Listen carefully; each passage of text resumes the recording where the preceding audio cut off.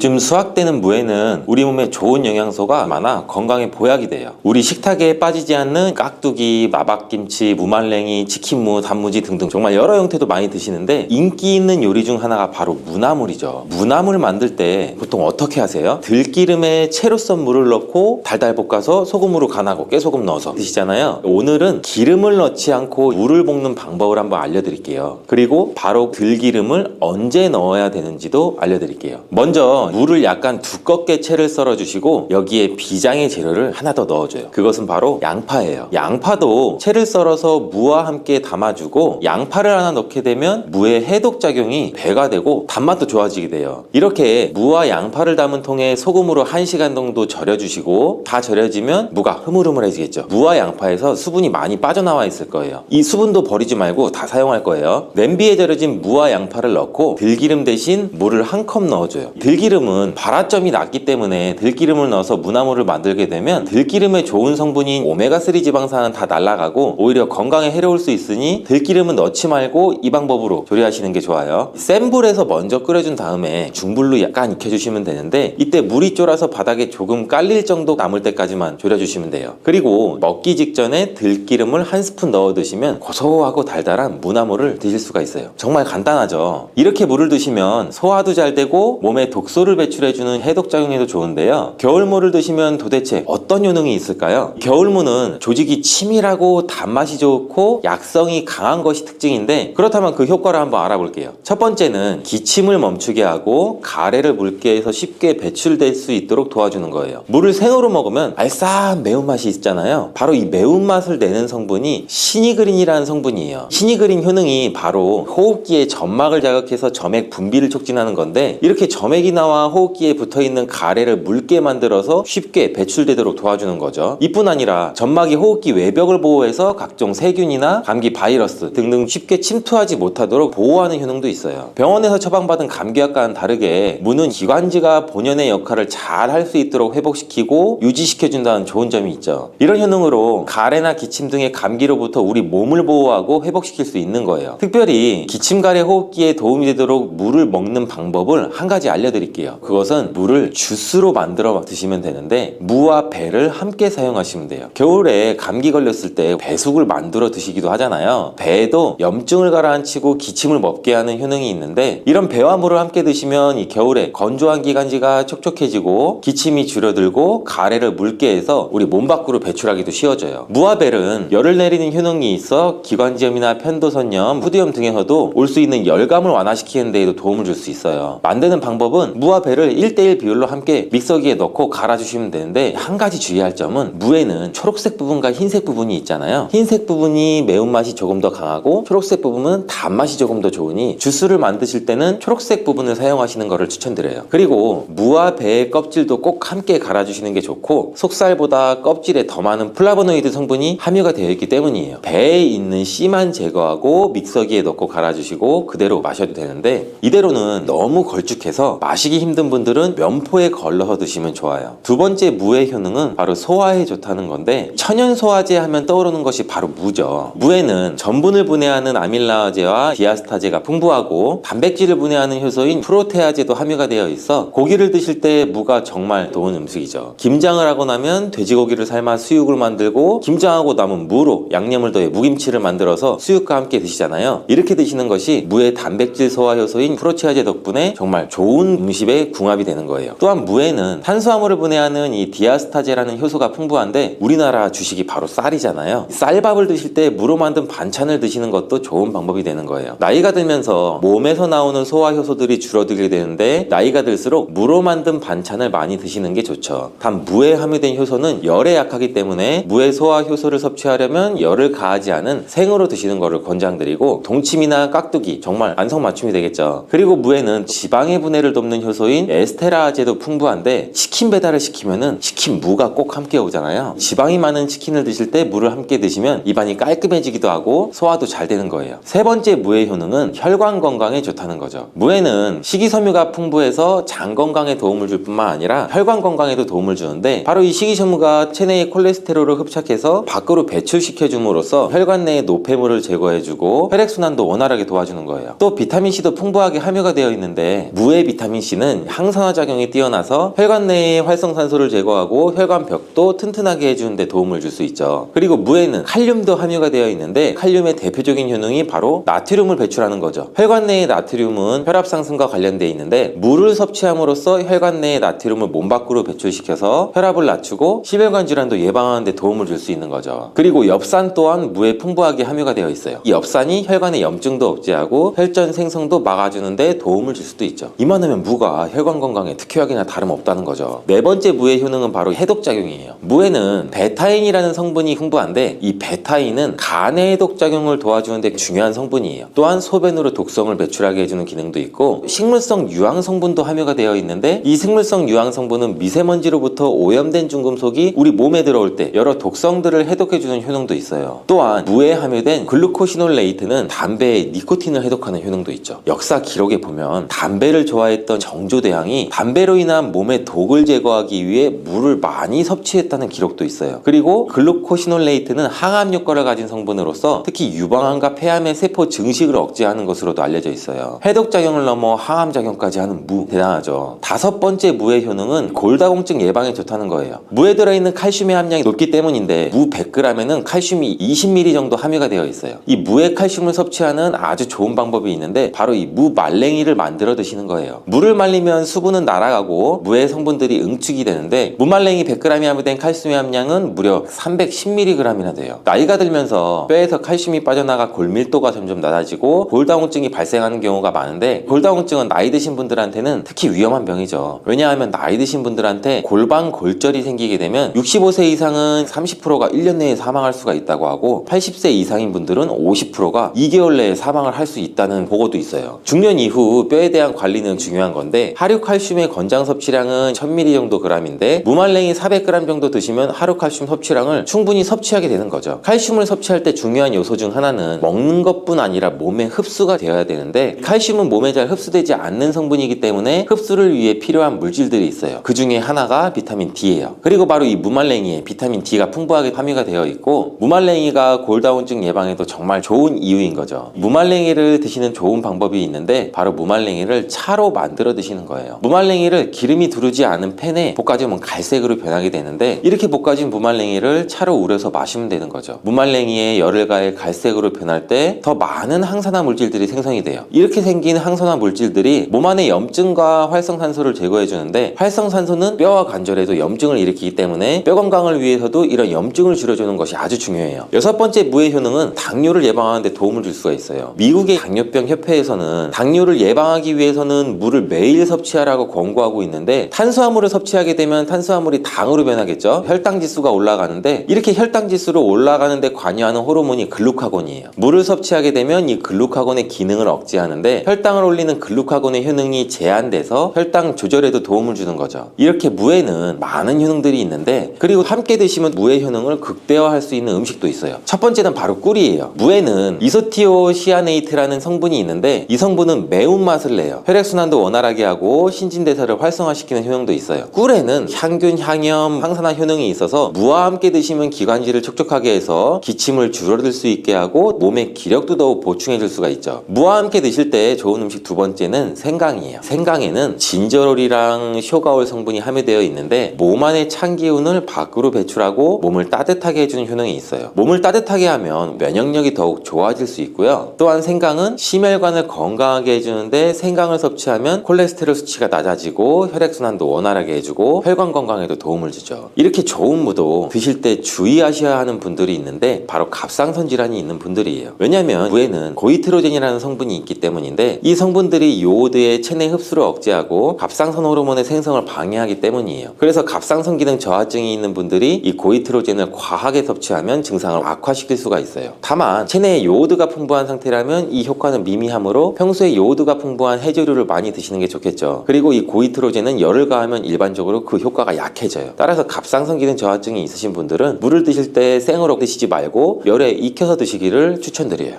강원도에 사는 한 60대 보면은 매년 봄이 되면 머위로 된 된장찌개도 드시고 장아찌도 드시고 여러 가지 요리를 즐겨 드시는데요. 그날도 저녁 시간에 머위 장아찌를 드셨는데 갑자기 호흡곤란이 와서 응급실에 실려가게 되었던 거예요. 살펴보죠. 머위는 봄이 되면 많이 드시는 나물로 쌉싸름한 맛과 풍부한 향으로 입맛을 돋궈주고 당뇨와 암 예방 등 몸에도 정말 좋은 음식인데, 그렇다면 도대체 왜 60대 부부는 호흡곤란이 와서 응급실에 실려갈 걸까요? 더군다나 이전에 드실 때는 이상이 없었는데 이번에는 무슨 일이 있었던 걸까요? 머위가 몸에 좋지만 먹는 방법에 따라서 호흡곤란을 일으키고 간을 손상시켜서 심하면 간정맥 폐쇄증, 간암을 유발해서 알러지를 일으켜 알러지 쇼크가 나타날 수 있다는 거예요. 제철 나물로 사랑받는 나물이 머위, 잘 알고 드셔야겠죠. 지금부터 이 머위의 독성, 먹을 때 주의할 점과 머위의 효능, 머위와 함께 드시면 좋은 음식 조리법까지 머위에 대한 모든 것을 알아볼게요. 머위에 맹독이 있다는데 이게 무슨 뚱딴지 같은 소리일까요? 머위에는 독성이 강한 부위가 있고 먹는 방법에 따라 안전하게 먹을 수도 독성을 섭취해 위험할 수도 있어요. 머위에는 페타시테닌과 후키노톡신이라는 독성이 있는데 특히 뿌리에 많이 함유가 되어 있어요. 페타시테닌은 알칼로이드의 일종으로 과다하게 섭취 시 간정맥 폐쇄증이나 간암 등을 유발해서 간을 심각하게 손상시킬 수가 있는데, 특히 임산부는 섭취 시 주의해야 되는데, 한 연구에서 머위를 차로 마신 임산부에 대하여서 간정맥 폐쇄성 증후군이 나타난 경우도 보고가 되었어요. 또한 간 기능이 약한 사람이나 어린이의 경우에는 적은 양의 섭취에도 간 손상이 나타날 수 있으니 각별한 주의가 필요해요. 뿌리 외에도 줄기와 잎에도 이런 독성분이 있어서 머위를 섭취할 때는 반드시 소금을 넣은 끓인 물에 데친 후에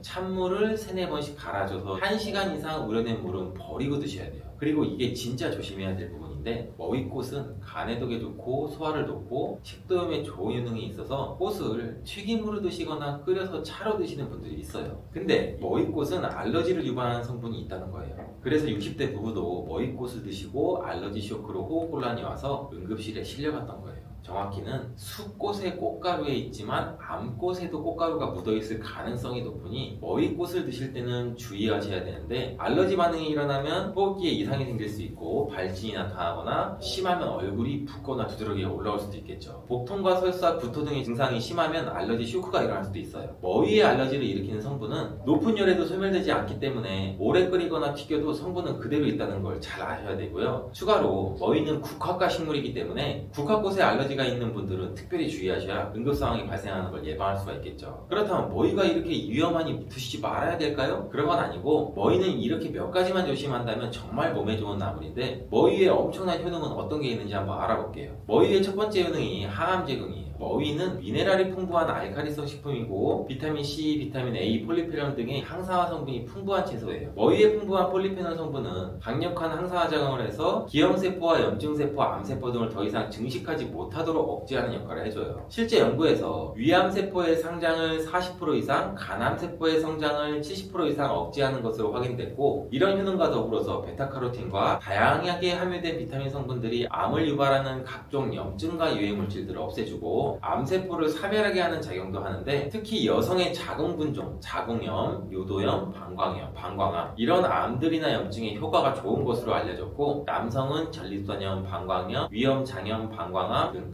간암에 효과가 탁월한 것으로 알려져 있어요. 두 번째, 머위는 당뇨를 개선해 줄 수 있는데, 머위의 풍부한 식이섬유는 혈당을 조절하는 데 탁월한 역할을 해주죠. 이 식이섬유는 위에서 팽창해서 포만감을 높여주고 장에서는 포도당의 흡수를 지연시켜주죠. 이러한 현상으로 식후 혈당이 급격하게 올라가는 것을 막아주고 혈당을 안정적으로 관리해주는 것이죠. 또한 이 머위에 풍부한 크로로필은 인슐린 감시성을 높이고 혈당을 낮춰주는 탁월한 역할을 하고, 산화 스트레스를 줄여주고 염증도 억제하는 효과가 있어요. 당뇨 합병증을 예방하는 데에도 중요한 역할을 하는 것으로 알려져 있죠. 글루코시놀레이트라는 성분도 풍부한데, 이 성분도 인슐린 저항성을 개선해주고 염증을 가라앉혀 만성 염증으로 인한 많은 문제를 갖고 있는 당뇨 환자들한테도 도움을 줘요. 세 번째 효능은 해독작용이에요. 머위에 함유된 콜린이라는 성분은 장에 있는 유해균을 죽여 장 건강에 도움이 되고, 또한 콜린은 간에 쌓인 노폐물을 배출시켜주고 독성 물질을 해독시켜 간 기능을 회복시켜주는 역할도 하고, 음주나 만성 피로로 인한 간 기능 저하에도 도움이 되는 것으로 알려져 있어요. 머위 해독작용을 활용해서 부패되기 쉬운 해산물을 조리할 때 머위를 함께 넣어서 신선도 유지 및 식중독 예방에도 도움을 받을 수가 있겠죠. 네 번째 효능은 편두통 완화 작용이에요. 대부분의 편두통의 원인은 뇌 혈관의 혈액순환이 원활하지 않거나 염증성 화합물이 과도하게 생성돼서 장기의 긴장이 심해지기 때문인데, 머위는 이런 문제들을 해결해줘요. 머위에는 페타신과 페타시테스라는 성분이 풍부해서 혈관을 확장시켜주고 혈관과 장기의 경직을 풀어줘서 뇌혈관의 혈액순환을 원활하게 해줘 편두통을 완화시켜줄 수가 있죠. 또한 머위에 함유된 강력한 혈관 확장 물질인 페타신과 이소페타신이 염증 물질인 류코트리엔의 합성을 낮춰줘서 염증으로 인한 통증을 완화시켜주는 역할도 해요. 실제로 신경학 저널에 발표된 연구에서는 편두통을 앓는 성인을 대상으로 하루에 머위 75g을 섭취하게 한 결과 머위를 섭취하지 않는 그룹보다 편두통 증상이 48%나 감소했다는 연구 결과를 발표한 적도 있어요. 머위의 다섯 번째 효능은 호흡기 질환 예방이에요. 봄은 특히 미세먼지와 황사, 꽃가루 등으로 호흡기 질환 환자들이 폭증하게 되는 계절이에요. 이때 나타나는 호흡기 질환으로는 기침, 가래, 천식 등이 있는데 이런 증상을 완화시키는 것으로 알려져 있어요. 그 이유는 머위에 풍부하게 함유된 사포닌이라는 성분 때문인데 사포닌은 폐의 기운을 강하게 해주고 가래를 삭혀주는 역할을 해요. 이뿐 아니라 현도선염, 인후염 등 호흡기 질환 예방에도 도움을 줄 수가 있죠. 이런 사포닌 성분은 인삼이나 도라지, 더덕 등의 뿌리 식물에 많이 함유가 되어 있고 호흡기 질환 외에도 항산화 작용으로 노화를 방지해서 염증을 완화하는 효과도 있어요. 여섯 번째 효능은 치매 예방이죠. 한 실험에서 머위 추출물을 동물에 투여한 결과 뇌에 쌓인 노폐물을 제거하고 신경세포를 보호하는 기능이 나타났고 기억력과 인지 기능을 향상시켜 치매를 예방할 수 있는 것으로도 보고되었어요. 이는 머위에 함유된 페타시테롤, 베타카로틴, 후키놀산, 캠페롤과 같은 성분들 때문이고 뇌세포를 보호할 뿐 아니라 비정상적인 신경세포를 분해하는 작용도 해요. 그 결과 뇌신경을 튼튼하게 해주고 뇌 척수 속에 노폐물을 분해해 몸 밖으로 배출해서 기억력을 향상시켜줘서 치매를 예방해주는 거예요. 일곱 번째 머위의 효능은 혈관 건강에 도움을 준다는 거죠. 머위에 함유된 폴리페놀, 비타민C, 식이섬유, 칼륨 등이 혈관 건강에 관여하는데 폴리페놀은 강력한 항산화 작용을 해서 혈관세포의 기능을 개선하고 염증을 감소시켜주는 역할을 해요. 비타민C는 콜라겐 합성도 촉진하고 혈관 건강도 향상시켜주고 식이섬유는 혈중 콜레스테롤 수치를 낮춰주는 역할도 해요. 또한 칼륨은 혈압 조절에도 기여하고 몸 안에 있는 나트륨을 바깥으로 배출시켜서 혈압을 낮추는 효과도 할 수가 있겠죠. 혈관세포를 이완시켜 말초혈관의 저항이 감소해서 혈압을 낮추는 작용도 해요. 이런 역할들로 혈관질환인 동맥경화나 고혈압 등 혈관계 질환 및 성인병 예방에도 도움을 줄 수가 있겠죠. 이렇게 머위는 엄청난 효능으로 우리 몸 건강에도 도움을 주는데 그렇다면 머위를 먹을 때 더욱 맛있고 영양가 있게 먹는 방법은 어떻게 될까요? 머위와 함께 드시면 시너지 효과를 발휘해서 몸이 보약이 되는 음식에 대해 알아볼게요. 첫 번째는 바로 두부예요. 머위와 두부를 함께 섭취하면 영양성분의 균형이 아주 좋아지는데 머위에 함유된 비타민C는 두부의 철분의 흡수를 돕고 두부의 단백질은 머위의 섬유질 소화를 촉진시켜주고 또한 두부와 머위의 마그네슘과 칼슘이 굉장히 풍부하거든요. 골밀도를 높여주고 뼈를 튼튼하게 해주고 골다공증 예방과 골절 사고의 위험도 줄여주죠. 두부의 풍부한 이소플라본은 혈관도 이완시키고 혈압을 낮춰주는 역할도 하고 섬유질이 많아 콜레스테롤 수치를 줄여주고 항산화제도 풍부해서 심혈관 질환의 위험을 줄여주는 데 도움을 주죠. 머위와 함께 섭취 시 심혈관을 튼튼하게 하는 보약이 될 수가 있어요.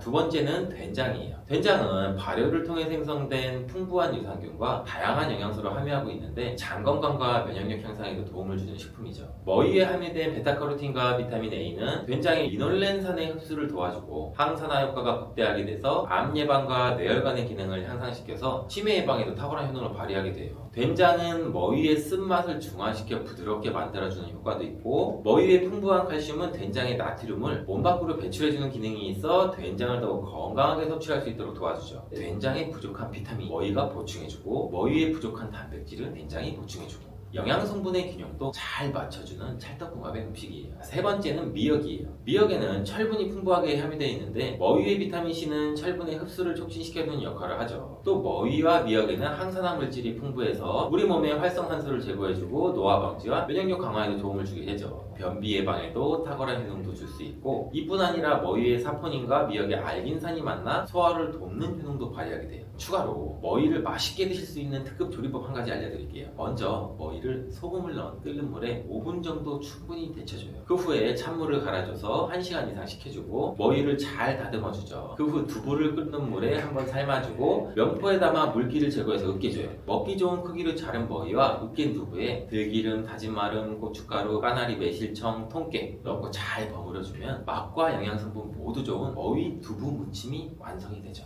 쌉쌀한 맛과 향긋한 봄향이 나는 두릅은 당뇨 예방, 혈관 청소, 염증 제거, 면역력 증진, 항암 작용, 관절염 방지 등 몸에 좋은 효능이 정말 많습니다. 그런데 두릅에 대해서 10명 중에 9명은 이것을 잘 모르시더라고요. 바로 두릅을 먹는 방법에 따라서 두릅에 있는 영양 성분을 거의 흡수하지 못할 수도 있고 오히려 건강을 해칠 수도 있다는 거예요. 그래서 두릅의 효능과 그리고 그 효능을 극대화시킬 수 있는 방법, 두릅과 함께 먹으면 좋은 음식, 두릅 요리의 특급 조리법, 먹을 때 주의할 점까지 두릅에 대한 모든 것을 알아볼게요. 봄나물을 대표하는 두릅은 특유의 쌉싸름한 맛과 향이 있어서 인기 만점인 채소죠. 두릅은 빠르면 3월 말부터 채취를 시작해서 5월까지가 제철이며 이때 맛과 향이 가장 뛰어난 것으로 알려져 있습니다. 두릅의 종류에는 참두릅, 땅두릅, 개두릅이 있는데요. 참두릅은 두릅 나무에 달리는 새순을 채취한 것이고 가장 많이 판매되고 있는 두릅입니다. 땅두릅은 나무두릅과 달리 땅에서 난다고 해서 땅두릅인데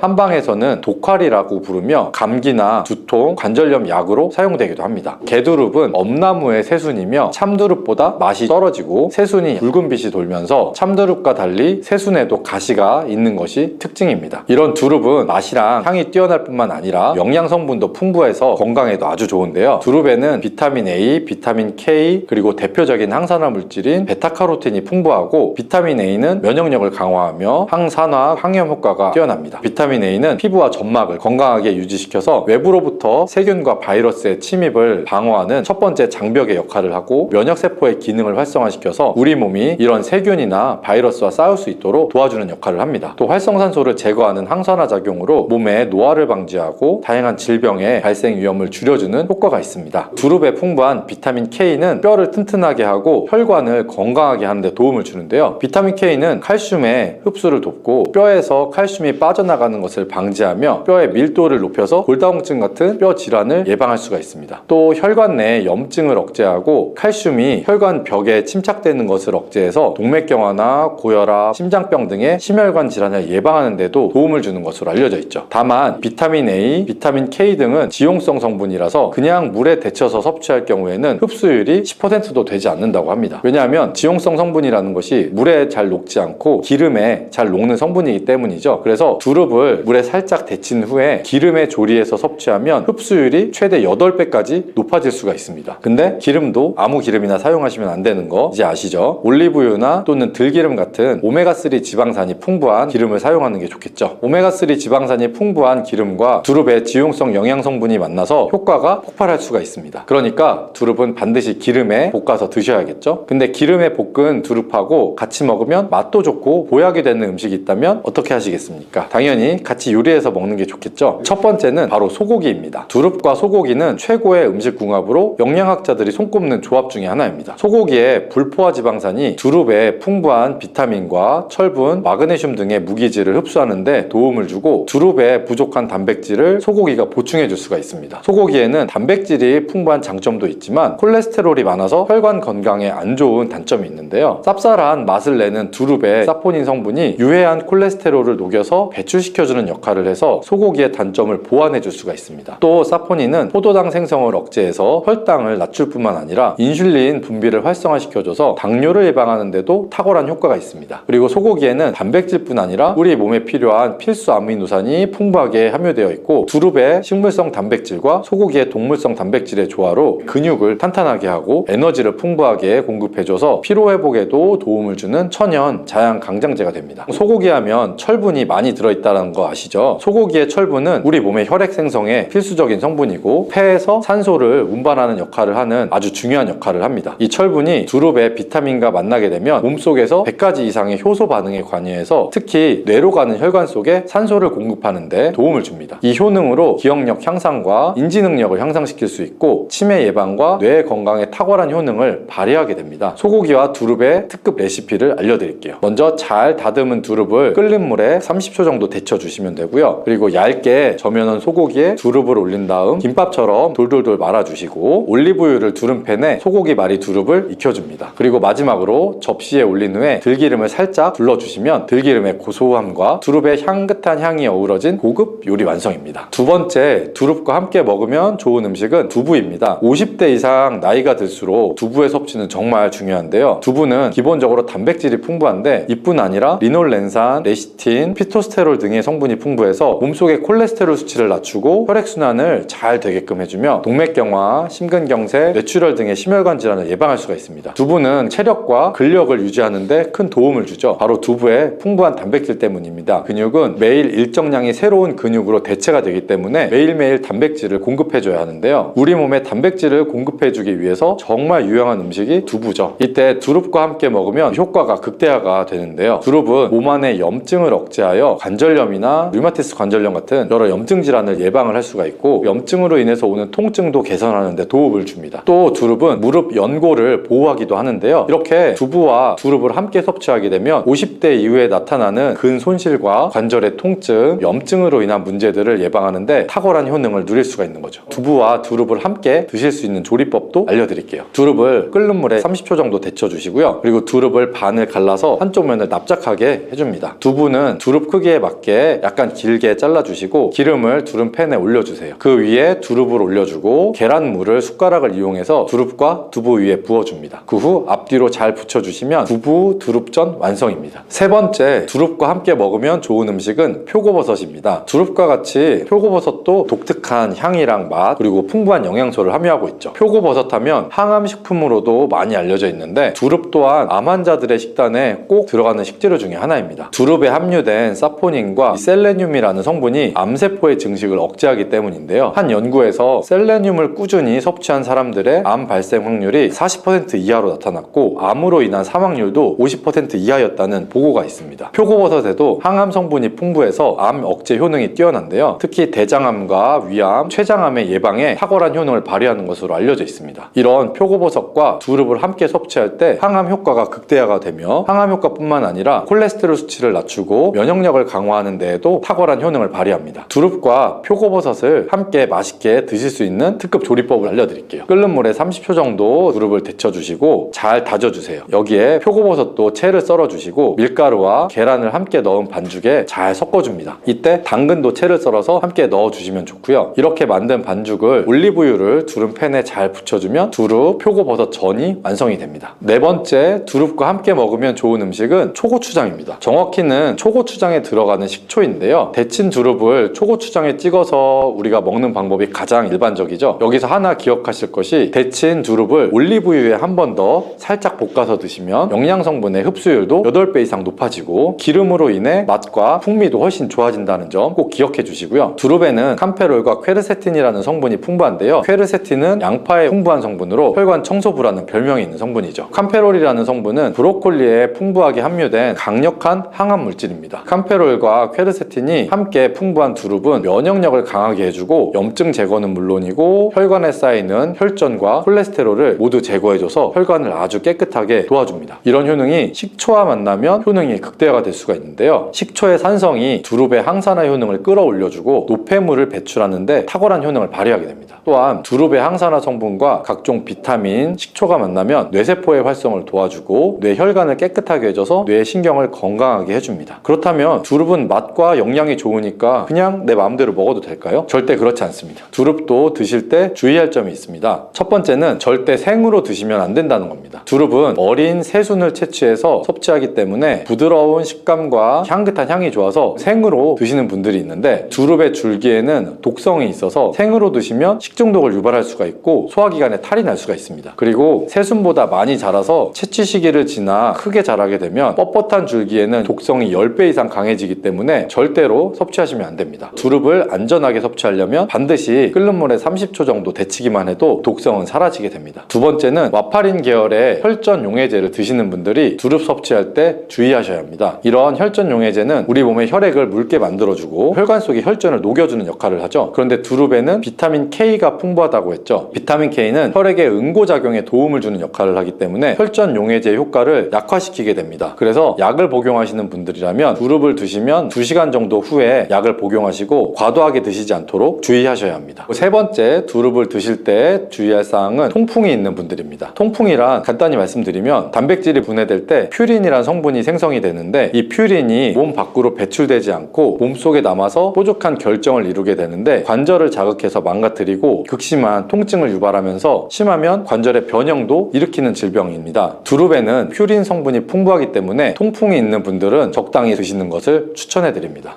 비타민을 그냥 드시면 건강에 도움이 잘 안 되고 오히려 해가 될 수 있다는 사실 혹시 알고 계세요? 비타민을 어떻게 먹어야 가장 안전하고 효과적인가라는 궁금증을 쉽고 친절하게 풀어드리려고 해요. 젊을 때는 몰라도 60대 이후에는 몸이 조금만 불편해도 일상이 힘들어지잖아요. 그래서 많은 분들이 뭐라도 챙겨 먹어야 되는데 하고 약국 진열대로 향하죠. 하지만 아무 비타민이나 아무 때나 아무렇게나 드시면 기대한 효과는커녕 위장, 신장 같은 장기가 오히려 고생할 수 있다는 사실도 꼭 한번 기억해 주세요. 비타민이란 이름을 같아도 몸에서 하는 일과 흡수되는 것이 다 달라요. 그 가운데 가장 강조할 영양소는 비타민 C죠. 이유가 있죠. 첫째, 우리 몸속을 공격하는 활성산소를 가장 빠르고 강력하게 지어주는 항산화제고, 둘째, 부족하면 피로나 감염, 혈관 파열 같은 심각한 문제가 금세 드러나기 때문이에요. 그런데 나이가 들수록 이 위산 분비가 줄고 장점막이 약해져서 예전만큼 흡수가 잘 되지 않죠. 따라서 언제, 얼마나, 어떤 형태로 먹느냐가 젊은 사람보다 훨씬 중요해져요. 가장 흔한 실수는 공복 한 방울이죠. 배가 비어 있을 때 산 성분이 강한 비타민 C를 한꺼번에 1000ml 이상 털어넣으면 위벽이 그대로 자극을 받아 쓰림이나 더부룩한, 심하면 역류성 식도염까지 이어지죠. 마치 소금물을 빈 컵에 붓는 거랑 같죠. 컵이 스펀지처럼 흡수해주지 못해 온벽이 뜨거워지는 거죠. 그러니 꼭 식사 중간이나 식사 직후에 드셔주시는 게 좋고, 밥과 반찬이 쿠션이 돼서 자극을 흡수하고 음식이 소화되는 두세 시간 동안 비타민 C가 음식 속 발암물질까지 동시에 처리해주니 일거양득이죠. 나는 하루에 한 번만 먹어도 괜찮던데 하고 반문하시는 분도 계세요. 실제로 비타민 C는 수용성이라 혈중 농도가 3시간에서 4시간 정도면 또 절반 이하로 뚝 떨어지죠. 아침 한꺼번에 1000ml 삼켜도 점심 무렵이면은 몸속 농도는 많이 줄어들죠. 전문가들이 권하는 분할 복용이 여기서 나와요. 예를 들어 아침, 점심, 저녁 3번 한 번에 2000ml씩 총 6000ml를 드시면 하루 24시간 내내 혈중 농도가 일정하게 유지돼서 항산화 효과가 끊기지 않고, 이렇게 꾸준히 유지되는 농도가 면역세포를 돕고 혈관벽을 보호하고 방광과 대장을 지키는 일도 한꺼번에 담당하죠. 혹시 6g 너무 많지 않나 걱정이 되신다면 자연계 동물을 한번 떠올려 보세요. 개나 염소 같은 포유류는 몸무게 1kg당 보통 70에서 250ml의 비타민 C를 스스로 만들어요. 몸무게 60kg 성인을 환산하면 최소 4000ml, 많게는 1만 ml 이상이에요. 우리는 합성을 못하니 음식과 보충제로 채워야 되겠죠. 현대인들은 스트레스나 미세먼지, 가공식품 등등 활성산소를 일으키는 요인이 많으니 동물과 비슷한 범위로 끌어올려야 한다는 논리죠. 단 처음부터 고용량을 넣으면 장이 놀라서 부작용이 발생될 수 있으니 500ml, 1000ml 천천히 늘리는 적응 기간도 꼭 필요해요. 형태도 생각해야죠. 가루형은 불필요한 부용제가 거의 없어서 흡수가 빠르고 위 부담이 적겠죠. 다만 공기에 닿는 순간 산화가 시작되므로 물 한 모금 드시고 가루를 넣고 바로 삼키기, 요령도 좋겠죠. 물컵에 미리 타두면 시간을 끄면 진한 녹차처럼 갈색으로 변해서 효과가 떨어져요. 정제는 외출 시에는 간편하지만 표면을 매끈하게 하기 위한 첨가물이 들어가 위가 약하신 분은 더부룩할 수도 있겠죠. 리포좀 형태는 지질막으로 감싸서 흡수율이 높은 대신 가격이 비싸겠죠. 대장까지 도달해 장내균을 바꿔 부가 효과가 줄어드는 또 단점이 있고, 각자의 위장 상태와 예산, 외출 패턴 등등에 맞춰서 선택해서 골라 드시면 돼요. 속쓰림 때문에 중성 비타민 C라고 불리는 야스코르베이트 형태를 찾는 분도 계세요. 산성일 때보다 항산화력이 크게 떨어지는 점을 잊지 말고 위벽을 지키기 위해서 비타민 C의 핵심 무기를 반쯤 포기하는 셈이니 차라리 식사와 함께 용량을 줄여서 천천히 늘리는 게 훨씬 더 안전하죠. 비타민 C는 가루가 신맛 때문에 거북하다면 꿀이나 요구르트에 살짝 섞어서 드셔도 좋지만 반드시 즉석에서 바로 드세요. 비타민 C가 몸 밖으로 모두 빠져나가 버린다는 주장도 흔하죠. 실제로는 흡수된 양 가운데 일부가 방광으로 배출되면서 소변 속 활성산소를 중화해 방광벽을 지켜주기도 해요. 또 흡수되지 못한 잔여분은 대장을 통과해서 유해균을 억제하고 유익균을 좋아주기도 하고, 배설이 아니라 통로치료라는 표현이 더 가깝죠. 이 덕분에 꾸준히 드시는 분은 밤중에 소변 자주 보기, 대장 용종 재발 위험이 크게 줄었다는 사례도 꽤 많아요. 콩팥이 약한 분들은 비타민 C가 결석을 만든다는 경고에 걱정이 많죠. 사실 이 결석은 체질이나 수분 섭취나 칼슘 제제 등 복합 요인으로 생기죠. 일반적으로 6g 이하 경구 복용만으로 신장을 무조건 망가뜨린 사례는 적어요. 다만 결석 이력이 있거나 가족력이 있으신 분들은 마그네슘 300ml 정도랑 비타민 B6를 함께 드시고 수분을 하루 2리터 이상 유지하면 결석 위험을 크게 낮출 수가 있어요. 입안이 마르기 전에 한 컵씩 틈틈이 물을 한번 챙겨보세요. 콜레스테롤 관리도 놓칠 수가 없겠죠. 비타민 C는 콜레스테롤이 호르몬, 담즙, 세포막 재료로 쓰이도록 대사를 촉진해 수치가 비정상적으로 높을 때 약 10에서 15% 정도 자연스러운 하향 효과를 보이는 연구도 많아요. 하지만 수치를 억지로 바닥까지 낮추면 오히려 면역세포 재료가 부족해져서 암 치료가 어렵다는 주장도 있으니 혈액 검사 결과를 과도하게 절대시하기보다는 항산화 밸런스를 맞춰주는 방향이 더 안전하겠죠. 뇌 건강도 주목할 만한 부분이에요. 뇌는 몸무게의 2%밖에 안 되지만 산소를 약 20%나 써서 활성산소가 넘쳐요. 몸은 스스로 뇌의 비타민 C를 농축해 방어막을 공약을 세우는데 나이가 들고 음식 섭취량이 줄면 보충이 필요하겠죠. 하루 3번 나눠 먹기만 잘해도 기억력 저하 속도가 늦어지는 사례가 실제 임상이나 장기 관찰 연구에서도 보고되고 있어요. 퍼즐 풀기, 노래 배우기 같은 뇌활동과 함께하면 효과가 배가 되겠죠. 그럼 구체적인 하루 루틴을 예로 들어볼까요? 아침 식탁에 비타민C 꺼내놓죠. 밥과 국을 두어 숟갈 먹은 뒤 물 한 모금으로 비타민C 약 1000ml에서 2000ml를 넣고 삼키죠. 점심은 외식이라면 휴대용 파우치에 정제를 준비했다 반찬이 몇 숟갈 들어간 시점에 같은 용량을 보관하죠. 저녁은 기과에서 식구들과 식사할 때 똑같이 반복하면 돼요. 이렇게만 해도 하루에 3000ml에서 한 6000mg을 무리 없이 채울 수가 있겠죠. 일주일에 한 번 정도는 용량이나 횟수를 조정해 보시고 자신의 위장 상태를 테스트해 보셔야죠. 속이 편안하면 유지를 한번 해보시고 불편하면 500ml에서 1000ml 정도씩 줄여서 다시 적응하는 시기로 조절하는 게 좋은 방법이에요. 다른 약을 들으시는 분들은 상호작용도 확인이 필요하죠. 특히 와파린이나 클로피도그렐 같은 항응고제, 특정 항암제, 철분제, 셀레늄과는 동시 복용 시 흡수나 약효가 달라질 수 있으니 최소 2시간 간격을 두는 것이 안전하죠. 혈색소증처럼 몸에 철이 과다 축적되는 드문 질환이 있으신 분도 전문가랑 상담 후에 용량을 정하시는 게 좋겠죠. 그렇다면 비타민 C만 챙기면 끝일까요? 그렇지 않죠. 아연이나 비타민 D3, 오메가3, 지방산은 서로 시너지가 있어서 면역이나 뇌뼈 건강을 함께 지키는 삼총사 역할을 하죠. 다만 한꺼번에 너무 많은 알약을 삼키면 위장 부담이 늘어나니 비타민 C를 식사 중간에 먼저 드시고 지용성인 비타민 D나 오메가3는 식사 끝 무렵이나 간식 때 드시고 아연은 다른 미네랄과 겹치지 않도록 저녁에 따로 챙겨 드시는 식으로 나누어 드시는 게 좋겠죠. 이렇게 하면은 흡수율도 좋아지고 속도 괜찮아지고 과일만 먹으면 천연 비타민 C를 충분히 얻을 수 있지 않나요? 하고 물으실 수도 있어요. 불행히도 요새 농산물들은 토양 고갈, 저장, 유통 과정에서 영양 손실이 커서 과일만으로 1000ml 이상을 채우기는 힘들어요. 딸기 한 마구니, 레몬 2-30개를 매일 드실 수만 있다면 좋겠지만 현실적이지 않은 방법이고 그래서 천혈문 유래든 발효합성이든 순도 95% 정도면 경구 보충제로도 충분해요. 석유에서 뽑는다는 헛소문은 무시하셔도 되고 건강기능식품으로 인증된 비타민C, 의약품 비타민C는 모두 인증된 제품이어서 부담 없이 믿고 드셔도 돼요. 실천은 어렵지 않아요. 첫째, 위장에 부담이 없도록 식사와 함께 나눠 드시고 둘째, 하루 총량은 3000에서 한 6000ml 정도를 목표로 하되 개인 체질에 맞춰서 천천히 적응해 가시면서 올리고 셋째, 가루형, 정제형, 리포조말령을 상황에 맞게 섞어 쓰고 넷째, 충분한 물과 함께 마그네슘이나 비타민 B6를 곁들여서 위험을 최소화하고 다섯째, 드시는 약물이 있다면 2시간 간격을 지키고 이 5가지만 생활화해도 암이나 치매, 실혈관 질환 위험을 동시에 낮출 확률이 높아지겠죠. 무엇보다 중요한 것은 꾸준함이에요. 건강관리에는 왕도가 없어요. 오늘 한 번에 6000ml를 먹고 내일 잊어버리면 어제 땀 흘려 운동하고 오늘 종일 누워있는 것과 같죠. 매일매일 꾸준히 밥상위에 비타민C 물컵 하나를 놓아두세요. 가족끼리 오늘 비타민 먹었어? 서로 확인해주면 더 좋죠. 며칠만 지나면 자연스럽게 몸이 입이 먼저 기억해주죠. 다음으로 비타민C는 약이 아니라 영양소라는 점을 잊지 마세요. 기본이 되는 것은 여전히 균형 잡힌 식단이랑 적당한 운동, 충분한 수면, 스트레스 관리고 그 토대 위에 비타민C가 벽돌을 한 장 한 장 쌓아 혈관을 보수하고 면역력을 강화시켜주는 거죠. 이미 고혈압이나 당뇨, 신장질환 같은 만성병으로 여러 가지 약을 드시는 분도 의료진과 상의해서 안전 범위 안에서 적극적으로 활용해 보시길 권해요. 오늘 영상이 여러분의 건강 습관에 작은 전환점이 되기를 바래요. 이 나이에 새로 시작해도 될까? 망설이지 마세요. 몸은 나이가 아니라 습관을 기억해요. 지금 이 순간 식탁 위에 비타민 C 한 통을 올려두면서 여러분의 내일은 더 가벼워지고 활력은 더 길어질 거예요. 함께 실천해서 100세 시대를 우리 건강하게 걸어가 봐요. 시청해 주셔서 감사합니다.